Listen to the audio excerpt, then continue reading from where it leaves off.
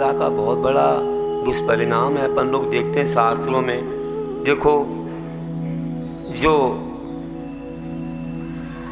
आप लोग सिद्धि चक्र विधान में श्रीपाल मैना सुंदरी के बारे में जो उदाहरण पढ़ते हैं, सुनते हैं, उसमें ये दिया कि श्रीपाल को कुष्ठ रोग क्यों हुआ था, कि उन्होंने पहले जन्म में मुनियों का उपहास किया, मुनियों का एक प्रकार से मजाक उड़ाया और उनकी निंदा की, इसलिए ये कुष्ठ रोग हुआ।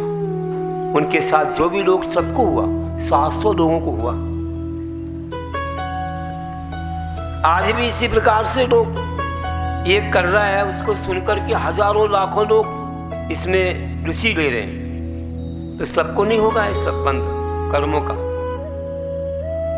सीता ने के जीव ने एक थोड़ी सी शंका की थी किस प्रकार से अपवाद हुआ, और इसी प्रकार देखो राजा शरणिक ने मुनि महाराज की अवज्ञा की तो उनको कैसे नीचे जाना पड़ा, है ना। तो कितना पुण्य किया समोषण में तो भी नीचे जाना तो अवश्य ही पड़ा, और उस गति से कोई रोक नहीं पाया।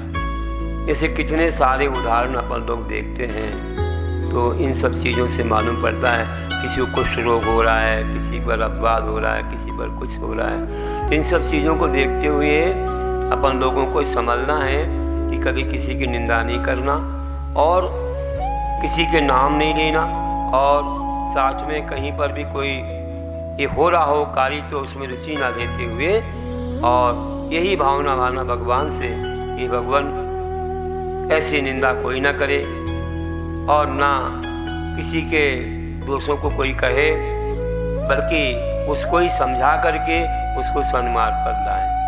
तो हम लोगों को ज़्यादा कुछ करना नहीं हो रहा है तो कम से कम इतना तो करें कि जाप दे करके पुण्य बढ़ाएं, जिससे सबकी सद्भावनाएं अच्छी रहें और मोक्ष मार्ग हमारा चलता रहे। अन्यथा ऐसी बातें कोई देश का प्रधान सुनेगा तो क्या बोलेगा, क्या प्रभाव पड़ेगा। इससे ये होगा कि हमको जो कई प्रकार की सहायता, कई प्रकार के अच्छे अच्छे कार्यों के लिए जो योगदान मिलता है वो हमको नहीं मिलेगा, है ना। और हमको मान लीजिए हमारी कमजोरी देखेंगे तो दूसरा उठाएंगे कि चले गए, देखो गिरनार पर कैसी आपत्ति आई, कैसे पहाड़ पर आई, कैसे शिखर जी पर भी आ रही थी, किस प्रकार से लोगों ने मेहनत करके अभी कुछ रोकथाम लगा दी। अभी भी बहुत जगह पर, कई क्षेत्रों पर, यहाँ पर ही देखो गोमटगिरी है और भी कई क्षेत्रों पर अभी विपत्ति आई हुई है, उनको संभालना इतना कठिन है। हम थोड़ा अपना अच्छा एक का परिचय देंगे तो सरकार भी सोचेगी कि चलो ये एक होकर के एक आवाज़ में कह रहे हैं, हमें इनकी आवश्यकता है। आज इनके ही मत से तो हम आगे आ पाते हैं, और हमारे में भेद हो गया तो हम कैसे आगे सहायता दे पाएंगे।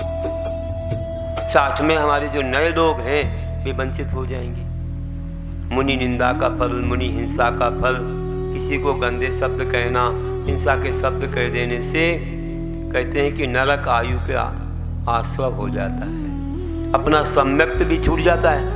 अगर हम उपवन अंग नहीं रखेंगे तो सम्यक दर्शन गया, चाहे कहने वाला हो चाहे अनुमोदना करने वाला हो। अगर शिष्य भी गुरु की अनुमोदना करते हैं तो वे भी अगर उपवन अंग नहीं रखते हैं और रुचि लेते हैं किसी की निंदा आदि में, तो वे भी सम्यक्त से वंचित हो जाएंगे। और सम्यक्त अगर छूट गया तो किसी भी आयु का बंद हो जाए भरोसा नहीं है, कहाँ जाना पड़ेगा नहीं मालूम। इसलिए अपनी कसायों को संभाल के और उनको विसर्जित करके हमें सबका हित करना है। और इतने बड़े बड़े उत्सर्ग हुए तब हमारे साधु ने कैसे समता से सहा है। आज हम थोड़ी सी बातों को नहीं सह पाते। हमारा कोई रत्न चुरा नहीं सकता। बताइए, हमारे व्रतों को कोई चुरा सकता है, कोई छीन सकता है? हमारी त्याग तपस्या को कोई कुछ नहीं कर सकता है। जो करेगा शरीर में और शरीर के प्रति निष्भय रहने वालों को क्या बिगड़ने वाला है? और सबसे बड़ा विरोध मौन है। जब महात्मा गांधी को पत्र आया था, अब शब्द लिखे थे, उन्हें जवाब नहीं दिया। कई दिनों तक जवाब नहीं आया तो व्यक्ति सामने आ गया, बहुत क्रोध किया, फिर भी जवाब नहीं दिया तो व्यक्ति पानी पानी हो गया। एक तो महान आत्मा है, उनके चरणों में झुक गया, चरण छू ली। ऐसा उदाहरण हमने सुना है। तो वो प्रभावित हो गया और उनका शिष्य जैसा बन गया। तो बंधुओं, हमारे गुरु कहा करते थे आचार्य विद्यासागर जी महाराज कि एक गूंगा 100 को हराता है। मौन से बड़ा विरोध कुछ भी नहीं है। सब कुछ शांत हो जाता, थोड़ा सहना पड़ता है। थोड़ी देर शांति से रहेंगे, अपने आप सामने वाला चुप हो जाएगा। तो यही सहनशीलता मुनियों का धर्म है और उनका अलंकार है। इसलिए उत्तम क्षमा आदि का पालन करना और अहिंसा का ध्यान पूरे रूप से रखना। अगर हम अपने घर में ही भेद करेंगे, अपने घर की ही बात बताएंगे, तो फिर कौन है आपका सहारा?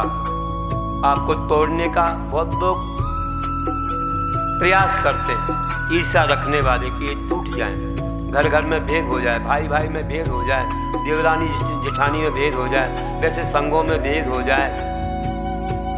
तो इससे ईर्ष्या से हमको ही बाधा होती है। वे हमको उकसाते हैं, लेकिन हम अगर समझदार हैं तो हम उस चीज़ को सुनेंगे नहीं, उस पर ध्यान देंगे नहीं, और आप एकता से रहोगे कि नहीं, मेरा तो घर है, मेरा तो परिवार है, मुझे दुख सुख में सहाय बनना है, हम इसके बिना नहीं रह सकते। छोटी मोटी बातें तो होती रहती हैं, उससे क्या जाने वाला, वो अपने घर की बात तो हम बाहर ले नहीं जाएंगे।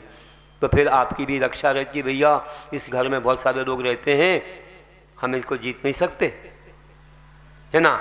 गुरु ने कहा था एक बार मुक्तागिरी में कि देखो, एक धागे को तो कोई भी तोड़ देगा, देखिए धागे से रस्सी बन जाए तो जल्दी नहीं तोड़ सकते, और रस्सा बन जाए तो बड़े बड़े प्राणी या बड़े बड़े शक्तिवान भी नहीं तोड़ पाएंगे। इसलिए धागा नहीं, हमको रस्सी, रस्से जैसा मजबूत बनना है। सब मिलकर के एक रहेंगे, सब लोग बहुत अच्छे से वात्सल्य देंगे और ईर्ष्या भाव नहीं रखेंगे और किसी की निंदा नहीं होने देंगे। तो अपना एक गुरु महाराज जी का जो है वह वचन, उनका उपदेश जो है सबके लिए बहुत अच्छा उत्तम रहेगा, और इससे जो धर्म की हानि हो रही है वो ना होकर के धर्म की प्रभावना होगी। और आदर्श मानते हैं जिनको, वे आदर्श ही रहेंगे। और इतना अच्छा आज आचरण, धर्म और सब कुछ है कि एक एक व्यक्ति एक साधु जैसा जीवन जीता है। कई तो साधु उतना पालन नहीं कर पाते, जो एक जिनधर्मी व्यक्ति रात में नहीं खा रहा, छान के पानी पी रहा, अभक्ष्य वस्तु से दूर है और न्याय नीति से चलता है। देश का सबसे ज़्यादा टैक्स देने वाले ऐसे लोग हैं, अहिंसा के पालक। बड़ी बड़ी प्रशंसाएं हुई हैं। पहले के सब राजा, महाराजा, मंत्री, खजांची, दीवान ऐसे जिनधर्मी हुआ, अहिंसा धर्मी हुआ करते थे, और हम लोग आज धीरे धीरे धीरे उन चीज़ों को भूल रहे हैं। हमारी पहचान जा रही है। जबकि आज विदेश में बोलते जैन फूड, मतलब जैन फूड मतलब पूर्ण शाकाहारी हमारी एक पहचान है। कहीं भी नाम सुन रहे तो भैया ये तो आचरणवान होगा, ये काम सौंप दो, इनके पास न्याय नीति है, ये ज़्यादा गड़बड़ नहीं करेंगे। आटे में नमक के समान कभी कुछ हो जाए, लेकिन इनके बारे में ज़्यादा कुछ सुना नहीं जाएगा।